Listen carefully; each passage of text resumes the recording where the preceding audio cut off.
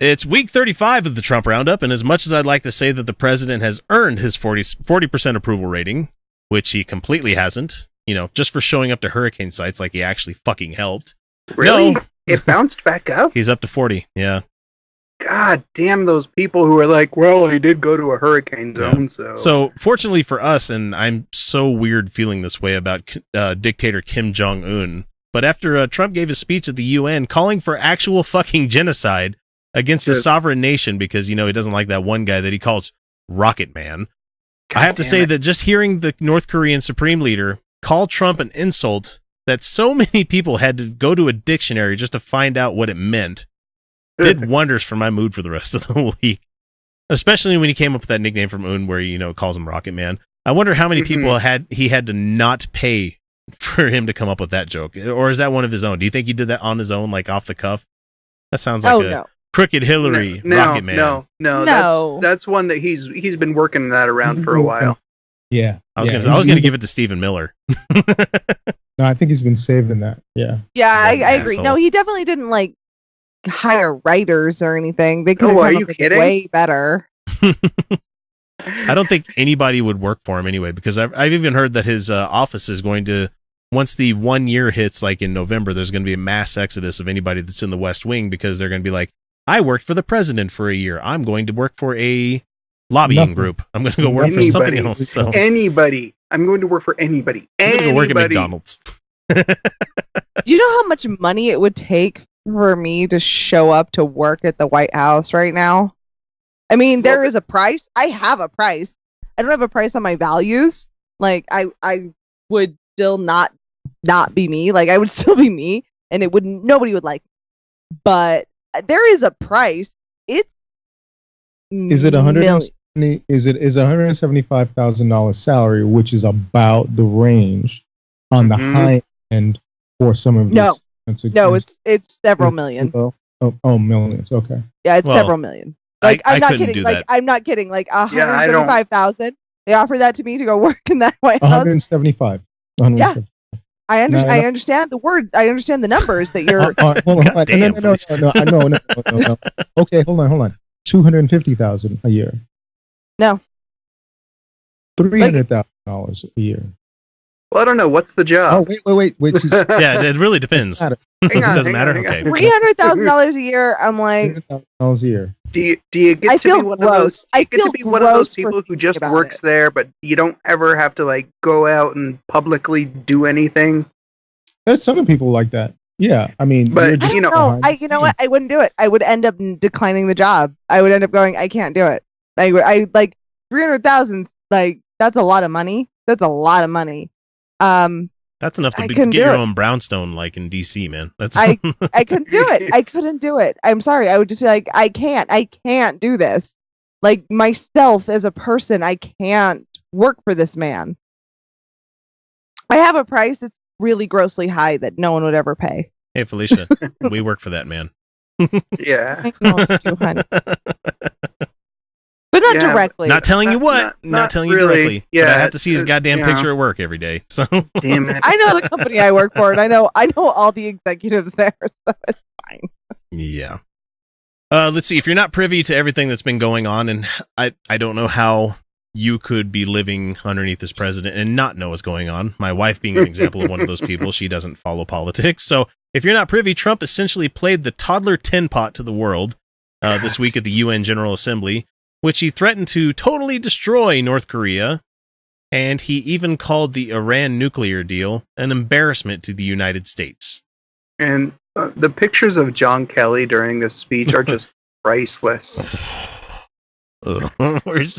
He's like face palming so hard. Are we gonna talk about it? Are we gonna talk about Nambia? Oh no, I didn't put that in the notes. Nambia. Please bring it up. Oh God. Put that in the notes. I was too busy. I was drunk. That's my excuse. There I go. I was writing last night and I was drunk. There you go. I mean, how can we not talk about the number one purveyor of natural cafefe? I mean, look, wonderful. It's the best. It's the best cafefe ever. Yeah, in the world. And by the way, I don't know if you guys know this, but this is where Right next to Wakanda. And Namibia is where the Bowling Green massacre occurred. It is where the Bowling Green massacres occurred. But they are very strong trading partners with Wakanda. So we really have to keep that up because they don't give their vibranium to anybody. It's the only source of vibranium, and we have to keep those. We have to keep those lines open. So we have to maintain good relations. How much kafefe do you think they're trading for an ounce of vibranium? It's metric tons. It's at least 1-to-1, depending on the current exchange rate. No, I'm sorry. Been out of the market it's too gone long. up quite a bit, but vibranium's also gone down. So it's hard to. But say. at that exchange level, that's like you bringing in spice from Arrakis and selling it for fake metallurgy. It's like, come on, man. Well, but hold on, we don't need as much vibranium. We don't have that many American heroes anymore. That's true. The Age of Heroes is dead. Yeah. Oh, it was actually kind of funny to hear. I actually watched the speech because I was like, oh, why not? I'm feeling full, satiated, maybe a little bit more, maybe a little bit nausea. Go ahead, turn it on. and the thing that really was tripping me out about the speech, not even his speech, it was Robert Mugabe's speech a little bit later where he called out Trump. I'm like, hold on, you've got. Human rights violations out the ass with this dude. And he actually can stand on stage and talk down to the orange trumpet player. Seriously. Mm-hmm. That tells you he schooled him on diplomacy. Yeah. What the fuck? Oh my God, guys, this is our country right now, you guys. This is our country. I don't. Everybody schooled him on diplomacy, though. It's really. And Spicer coming out and saying he never knowingly lied to the public. Unschooled him on diplomacy. Okay, we're going to talk about Sean Spicer now? Yeah, let's talk about Sean Spicer. Can we talk about Sean Spicer How about you don't bring that asshole out into the Emmys for a joke bit? How about you use Melissa McCarthy? How about you use that, Oh, yeah, Melissa McCarthy can come out and do Sean Spicer. That's delightful. Sean Spicer coming out on a rolling podium is unacceptable. That's normalizing. Yeah. Fuck that guy. Yeah. I understand what Colbert was going for. I understand, but I'm still mad about it. No, I'm really. We should be mad about it. But but no one is. Again, this is why I don't trust you. Because here we go. Doing the same shit, right? Bring it, Vegeta. We had it with Goku always wins. Oh, that's right. It just takes 20 fucking episodes to get to his point. Sorry. Okay, fans of Dragon Ball Z will get the jokes. Never mind. I don't get it. Yay! You're Captain America. Captain America right now. I don't get that reference. I got that one.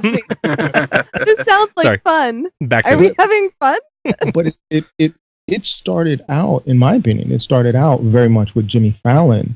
But when you step back even further, you remember that Trump was on SNL not too far before, right? So he was on there, and he was being approachable, reachable, lovable for playing it up for the audiences. And then we went from that to significantly worse rhetoric. It was high rhetoric, and Jimmy Fallon is out there, petting his thing up there. Right? Yeah, ruffling his hair. That was never okay, and we went from that to Sean Spicer, who people have called Gables, and I actually say pretty much.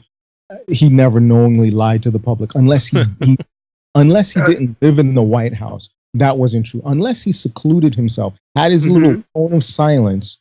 He had to know what was going on. He had to know. There's no. He absolutely did. He absolutely did. But oh God, fuck! Why am I going to try to defend him for anything right now? You don't have to. You don't have to. Don't. No, I don't really have to. I don't really have to. But that was also his job. He didn't. His choice was either to do that and lie about it or resign. But he had a choice. He's still and he had plenty of opportunities if he resigned. Yeah, if Trump said go out and lie about my camp about the crowds that showed up to my inauguration, he went, I won't do that. Oh. I mean, then he still had so many jobs he could have had. He absolutely could have, and yes, he did have a choice about it, but yeah, he can go back to being the Easter Bunny. It was. I love that picture. I'm sorry, but I have quit jobs for way less. I quit a job once because I saw a guy kick a dog once. I agree. I quit a job once because I saw a guy kick a dog once. This motherfucker can't handle quitting a job because he has to lie. Fuck him. I quit working retail after day one because I'm like, it'd be way too easy to rob this place. I can't work here.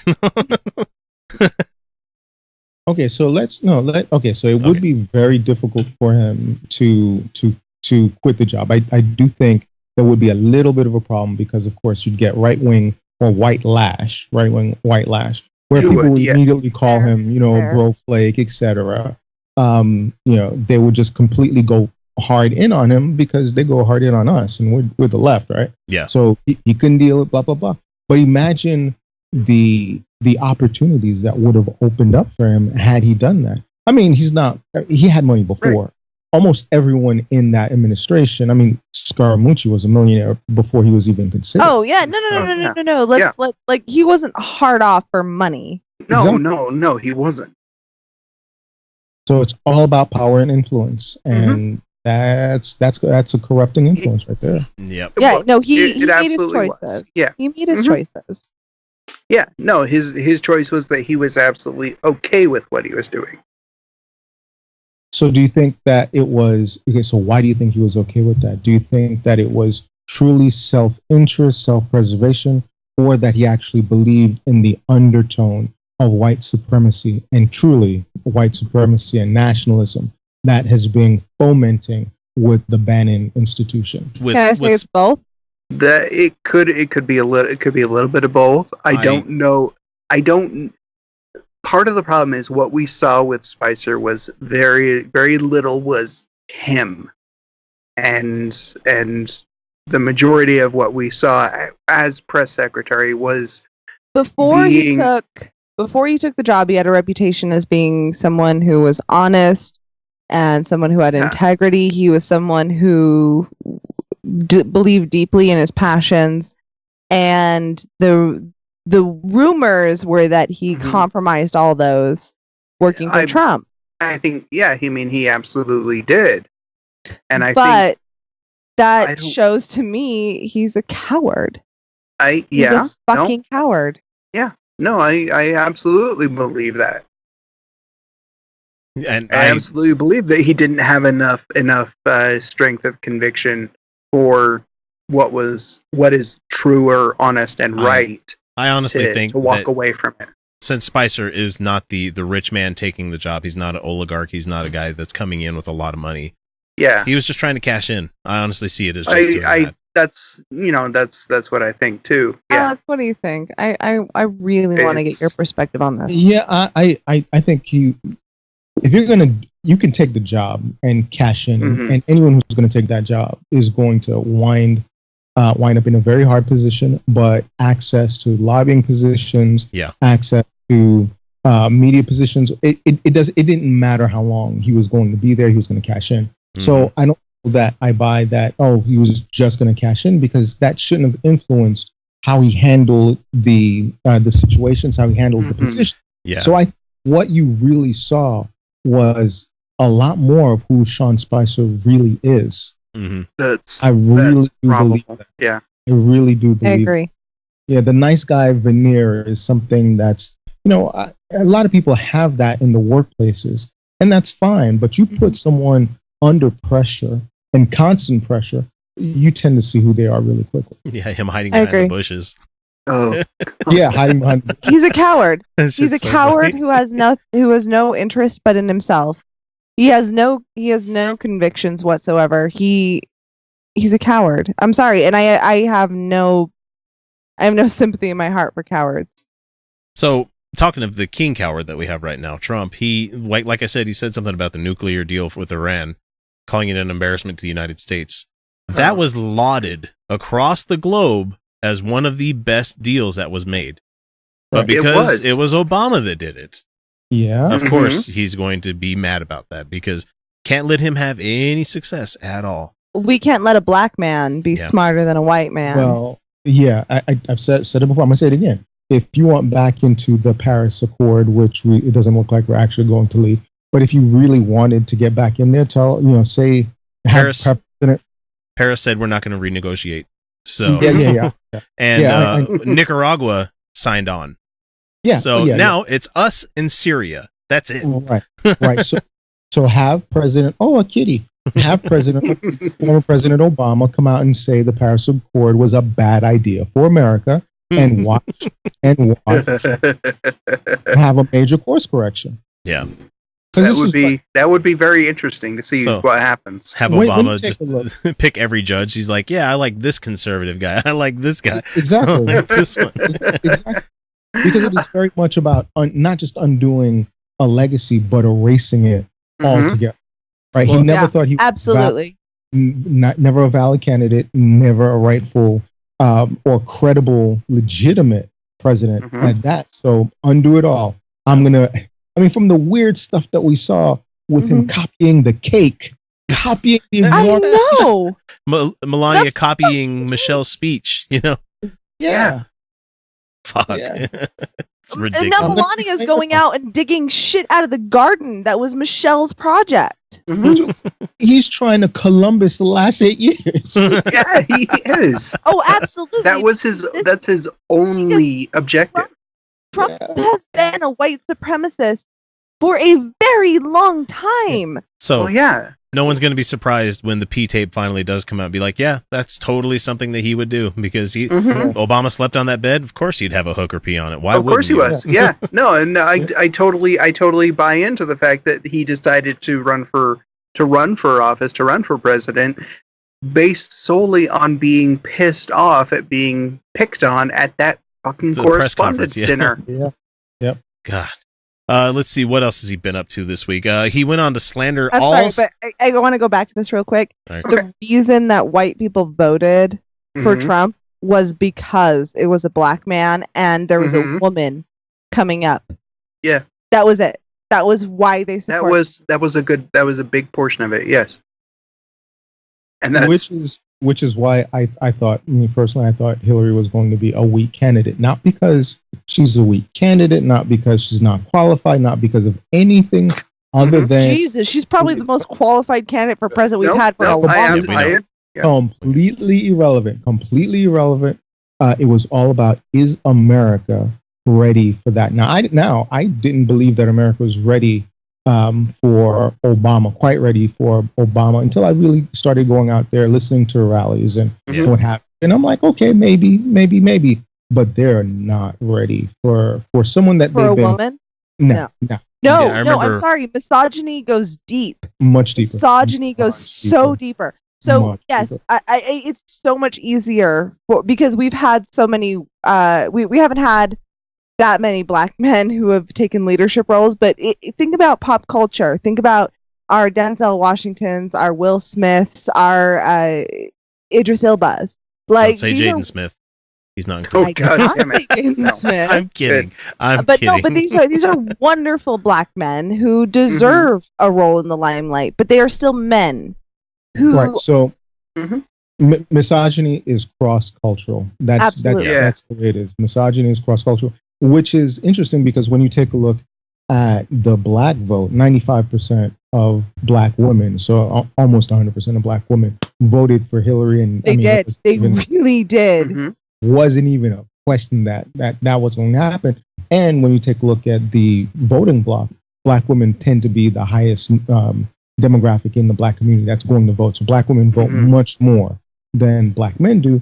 But you had about 13. Now, it's still not like you're 60 some odd percent, not like you're 53%, but you had 13 to 15% of black men that voted Trump because they weren't going to vote for Hillary.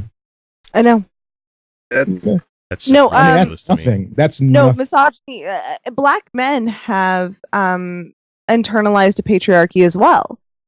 It's true. It's just we benefit from it. We absolutely. And black women, and women of color are the ones who are the victims of misogyny even greater than I am. And trust me, I experience misogyny a lot, a lot. There was an article, I think it was Damon that wrote it, on Very Smart Brothers, and he said black men are the white people for black. I was about to bring that up. Oh my god, I saw that article. That is so black men are losing their shit because their privilege is being challenged. So here's something I wanted to talk about. 3 hours later. All right, so we've talked about black and we've talked about white. Now we can talk about orange. So now you can segue back to Thank you for the segue. That got so heavy. At the UN General Conference, he shat on every other type of government that's not specifically American. He pissed on the socialist governments, all the communist governments, and people were like gasping and saying and there was loud audible noises when he was saying stuff like this, and a couple of laughs. Yeah, there was some chuckles. Yeah, quite a few. And a lot of stifled laughter. Yeah, a lot of people. He's essentially trying to make a really strong push for America to turn into Japan circa 1635, where they shut out everybody. Like they shut the whole country out from the world. What did that do to them? A lot of damage. That was not good for them. That was not good. It didn't end well. Yeah, but no. I mean, I'm sure Trump is all sorts of hard for creating the isolationism. He's all isolationist. Yeah. We'll see. No, Japan called it the greater Asian or the greater Japanese prosperity sphere. Yeah, that's when they took over Manchuria, South Korea, all that stuff. Yeah. I'm pretty sure he gets pretty hard if somebody were to mention creating a greater American prosperity sphere. Trumplandia. I'm pretty sure. He would just jerk off to that. Shit. Yeah, and I'm pretty sure somebody just said, "Look, we could really just walk in and take Canada." We tried that before. They burned our White House down. Spanked us. Yep. I'm sure they would. Yes, no, they absolutely would. They destroyed our faces. So, in response to all the North Korea hate, Kim Jong-un called President Trump a dotard. I might be pronouncing that wrong. It might be Dotard. Oh, I was reading it wrong. Dotard. I was like, dotard. So that's the root word of doddering old man. Okay, I got it. Dotard. I like dotard. And a frightened dog, and threatened to tame the U.S. with fire. So, that's lovely. So Tweak's episode on South Park where he thought South Korea was out to destroy him. I mean, North Korea was out to destroy him. That's kind of what we're getting right now. And he, to top it all off here, we're about finished here. He retweeted an image that depicted him hitting a golf ball that struck Hillary Clinton in the back as she fell up the stairs going into an airplane. Why is he still going after her? Oh, she's a woman. That's right. Because she's a woman who's smarter and more capable than him in every fucking aspect. Dared to say, no, Donald, you're stupid. We saw the Russia investigation go from bad to worse because Michael Flynn and Paul Manafort, where Paul Manafort had his home wiretapped before and after the election. So the right's trying to say up to even after he was campaign chairman dismissed. I don't have enough drugs. You guys. Yeah. And the funny thing is, I don't have enough drugs. I watched at least 3 of the Fox News talking heads try to say that this proves Trump right, and it's like, no, it doesn't. Not even close. Those words in that sentence don't match up at all with what you said. Because Trump's like, they wiretapped me at Trump Tower. It's like, no, they wiretapped Manafort, who did live there. But they had it with a FISA warrant, which means they had to have enough evidence to show the judge there's a reason to have this. So, come on, people.